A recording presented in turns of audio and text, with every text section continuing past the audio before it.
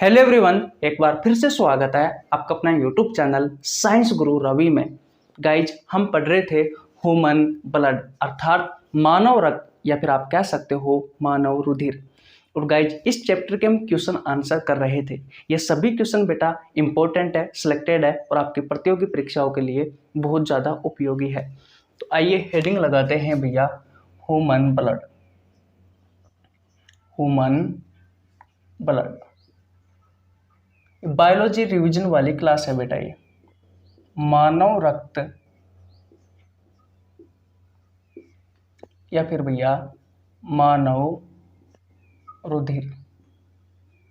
Guys, इस chapter में अब तक मैंने आपको 35 क्वेश्चन करवा दिए हैं और इन 35 क्वेश्चनों में बेटा लगभग मैंने आपको 160 प्लस क्वेश्चन की जानकारी दे दी है। आज हम शुरुआत करने वाले हैं बेटा क्वेश्चन नंबर 36 से, ठीक है। और बेटा ये क्लास आपको हर रोज सुबह 7 बजे मिलती है, हर रोज सुबह 7 बजे मिलती है, जिसमें बेटा हम वो क्वेश्चन करवाते हैं जो आपसे आपके प्रतियोगी परीक्षाओं में पहले पूछे गए हैं और आगे भी पूछे जाने की संभावना है। तो शुरुआत करते हैं बेटा इस क्लास की। ये रहा आपकी स्क्रीन के सामने क्वेश्चन नंबर 36। देखिए बेटा, अब बात करते हैं क्वेश्चन नंबर 26 की। ये क्वेश्चन बहुत ही ज़्यादा इंपॉर्टेंट है, स्टार लगा लेना बेटा। और ये क्वेश्चन आपसे पूछा गया है भैया रेलवे एग्जाम में। किसमें? रेलवे एग्जाम में। क्वेश्चन नंबर 26 कहता है, 36 कहता है कि हमारे ब्लड में सबसे बड़ी WBC कौन सी है। ये आपके ऑप्शन है बेटा। ऑप्शन नंबर ए है मोनोसाइट, ऑप्शन नंबर बी है लिम्फोसाइट, ऑप्शन नंबर सी है इसिनोफिल्स, ऑप्शन नंबर डी है बेटा बेसोफिल्स। अगर इस क्वेश्चन का आंसर आपको पता है तो कमेंट बॉक्स में बता दीजिए। बेटा कल मैंने आपको एक कॉन्सेप्ट सिखाया था लास्ट वाले क्वेश्चन में, तो पहले उसको समझ लेते हैं, क्योंकि भैया उसी कॉन्सेप्ट से लगभग आज मैं आपको 2 से 3 क्वेश्चन करवाने वाला हूँ। देखिए बेटा, मैंने आपको बताया था कि जो WBC होती है बेटा, ये 2 प्रकार की होती है। एक होती है ग्रेन्युलोसाइट WBC और एक होती है बेटा ग्रेन्युलोसाइट WBC, यानी कि कणिका में WBC। और बेटा एक थी भैया हमारी अकणिका में WBC। आज याद रखना बेटा, आज की पूरी क्लास इसी कॉन्सेप्ट पर चलने वाली है। मैंने कहा कि WBC 2 प्रकार की होती है। एक होती है कणिका में WBC, एक होती है अकणिका में WBC। ग्रेन्युलोसाइट WBC और एग्रेन्युलोसाइट WBC। बात आती है कि भैया ग्रेन्युलोसाइट WBC होती क्या है, यानी कणिका में WBC होती क्या है और अकणिका में WBC होती क्या है। तो ऐसी WBC बेटा जिसकी पृष्ठीय सतह पर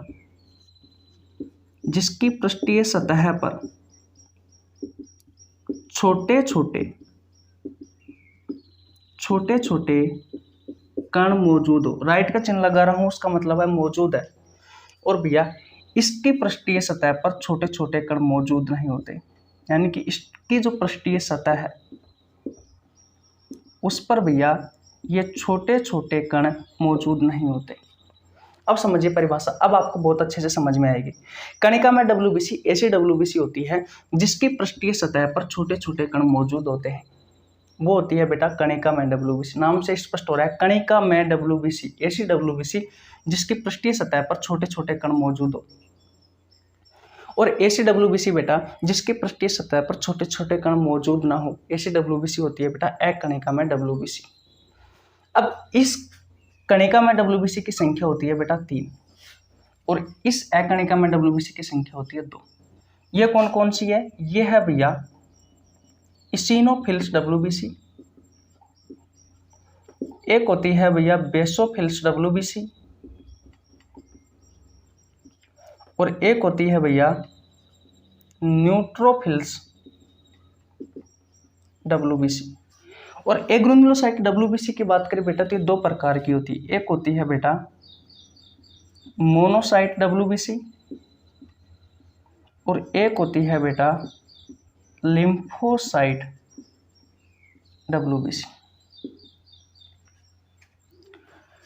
बोलो बेटा, ये कॉन्सेप्ट समझ में आया आपको? ओके, अब आप इस क्वेश्चन का आंसर दे सकते हो। हमारे ब्लड में सबसे बड़ी WBC कौन सी होती है? ये तो आपको समझ में आ गया बेटा कि जो WBC है वो दो प्रकार की होती है, कणिका में WBC, एक अकणिका में WBC। कणिका में WBC ये होती है इसिनोफिल्स WBC, basophils WBC, neutrophils WBC। अकणिका में WBC बेटा ये होती है मोनोसाइट WBC और लिम्फोसाइट WBC। तो ये WBC के प्रकार है। ये आपको चार ऑप्शन दिए हुए हैं, एक है मोनोसाइट, एक है लिम्फोसाइट, एक है इसिनोफिल्स और एक है बेसोफिल्स। याद रखना बेटा, अगर आपसे आकार में पूछा जाए, क्वेश्चन ने स्पष्ट रूप से दिया हुआ है कि आपको आकार में बताने कि आकार में सबसे बड़ी WBC कौन सी है, तो बेटा ये मोनोसाइट्स होती है, जो कि क्या है, एक प्रकार की अकणिका में WBC है, जो कि एक प्रकार की अकणिका में WBC है। और बेटा आकार में सबसे छोटे कौन सी होती है, तो ये होती है भैया लिम्फोसाइट, सबसे छोटी WBC आकार में कौन सी, लिम्फोसाइट। और सबसे बड़ी बेटा मोनोसाइट होती है। अब देखो इसी क्वेश्चन में मैं आपको और क्वेश्चन और बताता हूं। आपके प्रतियोगी परीक्षाओं में किस तरीके से क्वेश्चन पूछे जा सकते हैं, ऐसे भी पूछा जा सकता है कि निम्न में से कौन अकणिका में WBC का उदाहरण है, तो उनमें से बेटा दो ऑप्शन में से, यानी कि इन दोनों में से एक ऑप्शन होगा। ये क्वेश्चन भी पूछा जा सकता है कि अकणिका में WBC का उदाहरण निम्न में से कौन सा है, इन तीनों में से कोई सा भी एक ऑप्शन हो सकता है, वही आपको सही करके आना है। क्या इतनी कहानी आपको समझ में आई? ओके बेटा, अगर आपने स्क्रीनशॉट ले लिया है तो बहुत अच्छी बात है, नहीं लिया है तो ले लीजिए। और अब चलते हैं बेटा हम नेक्स्ट क्वेश्चन की ओर। लेकिन अगले क्वेश्चन पर जाने से पहले बेटा मैं मेरे बारे में बता देता हूँ। मेरा नाम रवि है, मैं सभी प्रतियोगी परीक्षाओं के लिए बायोलॉजी पढ़ाता हूँ। जो कंटेंट आपको पेड कोर्स में उपलब्ध नहीं होता, उससे अच्छा कंटेंट देने की कोशिश करता हूँ। आपको हमारे साथ जुड़ने के लिए 1 रुपये देने की आवश्यकता नहीं है, आपको सिर्फ हमारे चैनल को सब्सक्राइब करना है, बेल आइकन को प्रेस करना है, ताकि आपके पास हमारी वीडियो का नोटिफिकेशन टाइम टू टाइम पहुंच सके। गाइज मैं सभी प्रतियोगी परीक्षाओं के लिए वीडियो बनाता हूं, यानी कि मैं बायोलॉजी सभी परीक्षाओं के लिए पढ़ाता हूं, चाहे वो railway, SSC, NDA, PCS, net, पटवार, पुलिस, कोई सी भी परीक्षा हो। गाइज मैंने बायोलॉजी के बहुत सारे चैप्टर करवा रखे हैं, बहुत सारे चैप्टरों की MCQ करवा रखी है। अगर आपने नहीं देखी है तो आपको नीचे लिंक डिस्क्रिप्शन में मिल जाएगा, या फिर हम चैनल पर जाकर चेकआउट कर सकते हैं। तो आशा करता हूं ये सारी बातें आपको बहुत अच्छे से समझ में आ गई होगी। अब चलते हैं बेटा नेक्स्ट क्वेश्चन की ओर, क्वेश्चन नंबर 37 की ओर। चले भैया, ओके। देखिए बेटा अब बात करते हैं क्वेश्चन नंबर 37 की। ये क्वेश्चन आपसे बेटा PCS के एग्जाम में पूछा गया है, इंपॉर्टेंट है, और भैया PCS की एग्जाम में पूछा गया था।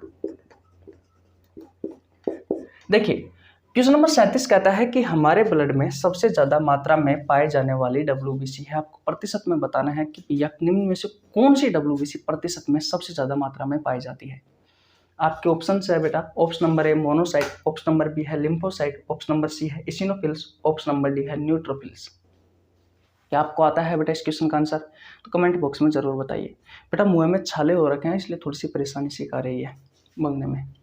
गाइज इस क्वेश्चन का जो राइट आंसर होगा वो होगा ऑप्शन नंबर डी, न्यूट्रोफिल्स। देखिए मैंने आपको बताया था ना कि जो WBC होती है वो दो प्रकार की होती है। एक होती है बेटा कणिका में WBC, और एक होती है बेटा अकणिका में WBC। अब तो याद हो गया होगा आपको, तो कणिका में WBC और अकणिका में WBC का उदाहरण आपको पता है। मोनोसाइट और लिम्फोसाइट किसके उदाहरण है? अकणिका में WBC के। इसिनोफिल्स, न्यूट्रोफिल्स और भैया बेसोफिल्स, ये किसके उदाहरण है? ये उदाहरण है बेटा तीनों कणिका में WBC के। अब इनमें से बेटा जो न्यूट्रोफिल्स WBC होती है, ये WBC सबसे ज्यादा मात्रा में पाई जाती है प्रतिशत में। ये पाई जाती है बेटा 60 से 65% में। और सबसे कम मात्रा में कौन सी पाई जाती है? तो बेसोफिल पाई जाती है 0.1 से 0.5% की मात्रा में। आज हम बेसोफिल से संबंधित बेटा क्वेश्चन करने वाले हैं। ये सबसे कम मात्रा में पाई जाने वाली WBC है। इतनी बात क्लियर? ओके। जो मोनोसाइट होती है बेटा ये 6 से 8% में होती है। जो लिम्फोसाइट होती है ये 20 से 25% में होती है। और जो इसिनोफिल्स WBC होती है ये 2 से 3% में होती है। ये आंकड़ा बेटा आपको याद रखना है, क्योंकि यहाँ से आपके प्रतियोगी परीक्षाओं में क्वेश्चन पूछे जाते हैं। न्यूट्रोफिल्स डब्ल्यूबीसी की बात करें दोस्तों तो हमारे ब्लड में सबसे ज़्यादा मात्रा में पाई जाने वाली यही डब्ल्यूबीसी है प्रतिशत में। बेसोफिल्स डब्ल्यूबीसी की बात करें बेटा तो हमारे ब्लड में पाई जाने वाली सबसे कम डब्ल्यूबीसी है, जो कि 0.1 से 0.5% की मात्रा में पाई जाती है। इसिनोफिल्स की बात करें 2 से 3% में पाई जाती है। लिम्फोसाइट की बात करें 20 से 25% में पाई जाती है। मोनोसाइट की बात करें तो 6 से 8% में पाई जाती है। आकार में सबसे बड़ी डब्ल्यूबीसी कौन सी है? मोनोसाइट। सबसे छोटी लिम्फोसाइट। लेकिन लिम्फोसाइट बेटा इस मोनोसाइट से भी ज़्यादा पाई जाती है, 20 से 25% मात्रा में पाई जाती है। मोनोसाइट 6 से 8% की मात्रा में पाई जाती है। क्या कहानी समझ में आई आपको? ओके बेटा, आशा करता हूँ यहाँ तक की कहानी आपको बहुत अच्छे से समझ में आ गई होगी। अगर आपने स्क्रीनशॉट नहीं लिया तो स्क्रीनशॉट ले लीजिए। अब चलते हैं बेटा नेक्स्ट क्वेश्चन की ओर। चले भैया, ओके। देखिए बेटा, अब बात करते हैं क्वेश्चन नंबर 38 की। बहुत अच्छा क्वेश्चन है बेटा, ना जाने आपसे रेलवे में कितनी बार पूछा गया है। और गाइज मैं आपको बता दूं, जो भी क्वेश्चन करवाता हूं सभी क्वेश्चन आपकी परीक्षाओं के लिए बहुत ज़्यादा इंपॉर्टेंट होते हैं, चाहे वो रेलवे हो, चाहे एसएससी हो, चाहे या अदर कोई कम्पिटिटिव एग्जाम हो। देखिए क्वेश्चन नंबर 38 कहता है कि हमारे शरीर में ब्लड को जमने से रोकने का कार्य कौन करता है। आपके ऑप्शन है, option number A heparin, option number B histamine, option number C दोनों, ऑप्शन नंबर डी कोई नहीं। गाइज ये तो आप सभी को पता है कि जब हमारे शरीर पर कोई चोट लगती है और हमारी ब्लड वेसल्स डैमेज होती है या उन पर कट लगता है, तब जाकर बेटा हमारे शरीर से ब्लड बाहर निकलता है। और आप देखते हो बेटा, जैसे ही हमारे शरीर से ब्लड बाहर निकलता है तो कुछ समय के पश्चात वो ब्लड बहना रुक जाता है। ऐसा क्यों होता है? क्योंकि बेटा ऐसे कुछ क्लोटिंग फैक्टर होते हैं, ऐसे कुछ क्लोटिंग फैक्टर होते हैं जो बेटा उस ब्लड को जमा देते हैं। जैसे कि कुछ मात्रा में प्रोटीन होती है, जैसे कि फाइब्रिनोजन, थ्रोम्बिन, प्रोथ्रोम्बिन,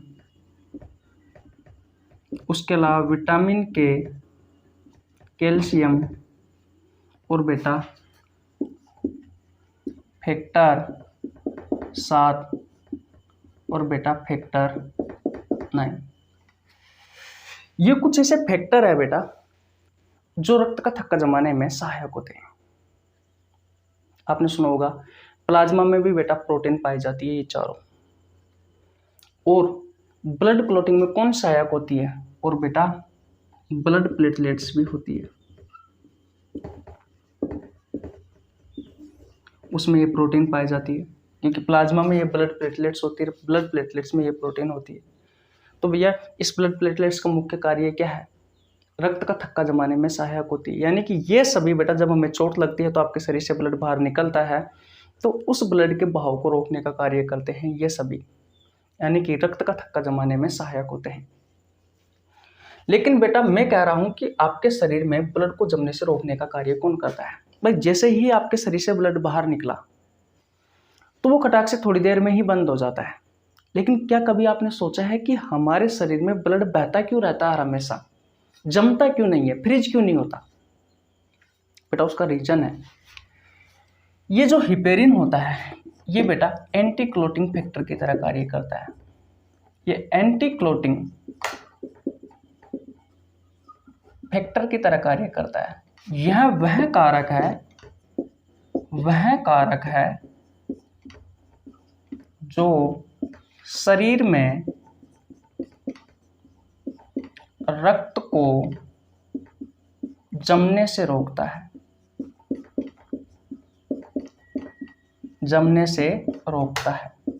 और इसका निर्माण कहाँ होता है बेटा? तो इसका निर्माण करती है भैया बेसोफिल्स डब्ल्यूबीसी। कौन करती है भैया? बेसोफिल्स डब्ल्यूबीसी करती है। और इसका निर्माण लीवर में भी होता है कुछ मात्रा में, लेकिन कुछ मात्रा में होता है, बहुत कम होता है बेटा। अधिक कहाँ होता है? तो अधिक बेसोफिल्स डब्ल्यूबीसी करती है। तो सोचो ये हिपेरिन कितना इंपॉर्टेंट है। अगर हिपेरिन की मात्रा अगर आपके शरीर में कम हुई तो बेटा आपके शरीर के अंदर ब्लड जम जाएगा, वो ब्लड जम जाएगा तो रक्त का परिवहन रुक जाएगा। रक्त का परिवहन रुक गया बेटा तो क्या होगा? हार्ट अटैक आ जाएगा, ऐसे मृत्यु हो जाएगी। दूसरा रीजन क्या? ग्लूकोज नहीं बनेगा तो एनर्जी नहीं आएगी, तो ऐसे मृत्यु हो जाएगी। यानी कि फिक्स है आपका मरना तय। तो हिपेरिन बहुत ज़्यादा इंपॉर्टेंट है। ये केमिकल होता है बेटा जो बेसोफिल्स डब्ल्यूबीसी बनाती है और लीवर भी बनाता है। ये आपके शरीर के अंदर बेटा रक्त को जमने से रोकता है। और जब आपको चोट लगती है उस समय ब्लड बाहर निकलता रहता है, तो उस समय भी बेटा ये जो हिपेरिन होता है, जिस जगह पर आपको चोट लगी है उस जगह पर ये जो हिपेरिन होता है, इस हिपेरिन को डीएक्टिवेट करना होता है। अगर ये इसे डीएक्टिवेट नहीं करेंगे तो बेटा ये रक्त का थक्का नहीं जमने देगा, और रक्त का थक्का नहीं जमेगा बेटा हमारे शरीर में, जहाँ पर आपको चोट लगी है वहाँ पर, तो भी आपके शरीर से सारा का सारा ही ब्लड बाहर निकल जाएगा। तो बेटा अगर आपके शरीर में ब्लड की कमी है तो फिक्स ऑक्सीजन की कमी होगी, क्योंकि ब्लड का परिवहन कौन करता है? ऑक्सीजन का परिवहन कौन करता है? ब्लड करता है। तो ब्लड की कमी है तो ऑक्सीजन की कमी होगी, तो फिर भी आपका मरना तय है। नहीं, फिर भी आपके शरीर में ऑक्सीजन की कमी होगी तो शरीर नीला पड़ जाएगा, फिर भी मरोगे आप। शरीर में जो कुछ भी बनाया है भगवान ने बड़े सोच समझ के बनाया है, हर कोई चीज़ प्रॉपर रूप से सही समय पर सही कार्य करना पड़ता है उस चीज़ को, चाहे वो कुछ भी हो। अगर काम नहीं करेगी तो आपको बीमारियां हो जाएगी, और बीमारियां हो जाएगी, ज़्यादा काम नहीं करी आपकी मृत्यु भी हो सकती है। तो क्या ये समझ में आया? हिपेरिन क्या करता है? आपके शरीर में ब्लड को जमने से रोकता है। ये एंटी क्लोटिंग फैक्टर है। क्लोटिंग फैक्टर पूछे तो बेटा ये बताने हैं आपको, fibrin, fibrinogen, thrombin, prothrombin, vitamin के, कैल्शियम, फैक्टर 7, फैक्टर 9, ये सभी बेटा क्या है? क्लोटिंग फैक्टर है। लेकिन एंटी क्लोटिंग फैक्टर कौन है? हिपेरिन है। जब बेटा एक क्लोटिंग फैक्टर काम कर रहा होता है तो उस समय इस एंटी क्लोटिंग फैक्टर को डीएक्टिवेट करना होता है। जब बेटा हम आपको बताएंगे कि किस तरीके से जब आपको चोट लगती है तो उस समय ब्लड यानी कि ब्लड कैसे जमता है, यानी कि उस जगह पर रक्त का थक्का कैसे जमता है ताकि आपके शरीर से ब्लड बहना रुक जाए, तो वो भी हम आपको बताएंगे। अगर आपने नहीं पढ़ा है और आपको पढ़ना है अभी इसी वक्त, तो बेटा मैंने आपको ब्लड वाला चैप्टर करवा रखा है, प्ले लिस्ट में जाइए, ब्लड वाला चैप्टर चेक करिए, बहुत अच्छे से, लगभग 10 से 12 क्लास ले रखी है, तो वहाँ पर जाकर आप पढ़ सकते हो, कोई दिक्कत नहीं है। मैं आपको नीचे लिंक डिस्क्रिप्शन में भी दे दूंगा, तो किसी को कोई परेशानी नहीं होनी चाहिए। तो बेटा स्क्रीनशॉट ले लीजिए। अब चलते हैं हम नेक्स्ट क्वेश्चन की ओर। चले भैया, ओके। देखिए बेटा अब बात करते हैं क्वेश्चन नंबर 39 की। ये भी अच्छा क्वेश्चन है, इसमें भी मैं आपको बहुत अच्छा कॉन्सेप्ट समझाने वाला हूँ। हमारे शरीर में एलर्जी किस रसायन के निकलने से होती है? आपके ऑप्शन है, option number A histamine, option number B है हिपेरिन, ऑप्शन नंबर सी है दोनों, ऑप्शन नंबर डी है कोई नहीं। गाइस आपने देखा होगा आपको बहुत सारी चीज़ों से एलर्जी होगी। किसी को सिगरेट के धुएं से एलर्जी है, किसी को बीड़ी के धुएं से एलर्जी है, किसी को धूल मिट्टी के किरणों से एलर्जी है, किसी को जो केरोसिन होता है उसकी स्मेल से एलर्जी है, किसी को पेट्रोल से एलर्जी है, किसी को किस चीज़ से एलर्जी है। बेटा हर इंसान को किसी न किसी चीज़ से एलर्जी होती है। क्या आपको पता है वो एलर्जी क्यों होती है हमें? बेटा आज की इस वीडियो में हम यही जानने वाले हैं, यानी कि इस क्वेश्चन में हम यही जानने वाले हैं कि आपको एलर्जी किसके कारण होती है। देखिए अभी मैंने आपको बहुत सारी WBCO के बारे में बताया, उनमें से एक है बेटा बेसोफिल WBC, जो कि भैया प्रतिशत में सबसे कम मात्रा में होती है ये WBC भैया। लास्ट क्वेश्चन में बताया था। इससे बेटा दो केमिकल निकलते हैं, एक निकलता है बेटा हिपेरिन, और हिपेरिन क्या था अभी लास्ट क्वेश्चन में बताया है, एंटी क्लोटिंग फैक्टर था, एंटी क्लोटिंग फैक्टर था जो बेटा हमारे शरीर में ब्लड को जमने से रोकता था। दूसरा है बेटा कौन सा? हिस्टामिन। दूसरा कौन सा है? हिस्टामिन। ये हिस्टामिन बेटा एक केमिकल है, और ये कब निकलता है? जब निकलता है जब बेटा आपके शरीर को किसी ऐसे बाहरी पार्टिकल से नुकसान है जो आपके शरीर में आकर आपके शरीर को नुकसान पहुंचा सकता है, उस समय निकलता है। जैसे कि पर्सनली अगर मेरी बात की जाए तो बेटा मुझे बीड़ी के धुएं से एलर्जी है, मुझे बीड़ी के धुएं से एलर्जी है, सिगरेट के धुएं से नहीं है, बीड़ी के धुएं से एलर्जी है। जैसे ही बेटा बीड़ी के धुआं मेरे शरीर के अंदर प्रवेश करता है, मेरी बेसोफिल्स WBC किसे बना देती है बेटा? इस हिस्टामिन को बना देती है। और ये हिस्टामिन क्या कहेगा मेरे से कि बेटा तू इस जगह से कहीं दूर चला जा, नहीं तो अगर ये तेरे शरीर में आएंगे तो तेरे शरीर को नुकसान पहुंचा सकते हैं। तो एलर्जी के लिए बेटा कौन सा रसायन जिम्मेदार होता है? ये हिस्टामिन जिम्मेदार होता है। बोलो क्या आपको कहानी समझ में आई? आशा करता हूँ बेटा बहुत अच्छे से आ गए होगी। अगर मज़ा आ रहा है वीडियो में तो वीडियो को लाइक कर दीजिए, आपके छोटे भाई के लिए प्यारा सा कमेंट कर दीजिए। चैनल पर नए तो चैनल को सब्सक्राइब कर लेना, बेल आइकन को प्रेस कर लेना ताकि आपके पास हमारी वीडियो का नोटिफिकेशन टाइम टू टाइम पहुँच सके। अब चलते हैं बेटा आज का हमारा अंतिम क्वेश्चन नंबर 40 की ओर। स्क्रीनशॉट नहीं लिया तो स्क्रीनशॉट ले लीजिए। ले लिया भैया? ओके, आगे चलते हैं। देखिए बेटा, अब बात करते हैं क्वेश्चन नंबर 40 की। बहुत अच्छा क्वेश्चन है बेटा, बहुत समझदारी से लिया हुआ क्वेश्चन है। क्वेश्चन नंबर 40 कहता है कि हिस्टामिन और हिपेरिन का निर्माण कौन सी ब्लड सेल्स करती है भैया? आपके ऑप्शन है, option number A RBC, option number B WBC, option number C blood platelets, option number D plasma. Guys light गई हुई है, 2 मिनट रुकिए भैया। देखिए बेटा, मैं बात कर रहा था क्वेश्चन नंबर 40 की कि हिस्टामिन व हिपेरिन का निर्माण कौन सी ब्लड सेल करती है। आपके ऑप्शन है आरबीसी, डब्ल्यूबीसी, ब्लड प्लेटलेट्स और प्लाज्मा। क्या आपको पता है इस क्वेश्चन का आंसर क्या होगा? कमेंट बॉक्स में बताइए। बहुत अच्छा क्वेश्चन है बेटा। इस क्वेश्चन का राइट आंसर होगा option number B WBC. Guys पिछले दो क्वेश्चनों में मैंने आपको इस हिस्टामिन और इस हिपेरिन के बारे में ही बताया था। हिपेरिन क्या है? एंटी क्लॉटिंग फैक्टर है, जो आपके शरीर में रक्त को जमने से रोकता है, रक्त का थक्का जमने से रोकता है, रक्त को जमने से रोकता है। हिस्टामिन क्या करता है? ये एलर्जी के लिए जिम्मेदार होता है बेटा। ये आपके शरीर को बचाता है। ऐसा कोई बाहरी पार्टिकल जो आपके शरीर को आकर नुकसान पहुंचा सकता है तो बेटा पहले ही ये हिस्टामिन निकल जाता है। कहाँ से निकलता है ये निकलता है बेटा बेसोफिल डब्ल्यूबीसी से। ये दोनों कहाँ से निकलते हैं? बेसोफिल्स डब्ल्यूबीसी से निकलते हैं। और बेसोफिल्स क्या है? एक डब्ल्यूबीसी है। तो इस क्वेश्चन का राइट आंसर क्या होगा बेटा? डब्ल्यूबीसी। तो मैंने आपसे क्वेश्चन पूछा है कि हिस्टामिन व हिपेरिन का निर्माण कौन सी ब्लड सेल्स करती है, तो बेटा डब्ल्यूबीसी करती है। बोलो, ये क्वेश्चन समझ में आया? ओके बेटा, आज यहीं तक रखते हैं क्वेश्चन नंबर 40 तक। आशा करता हूँ ये क्लास आपको बहुत अच्छे से समझ में आ गई होगी।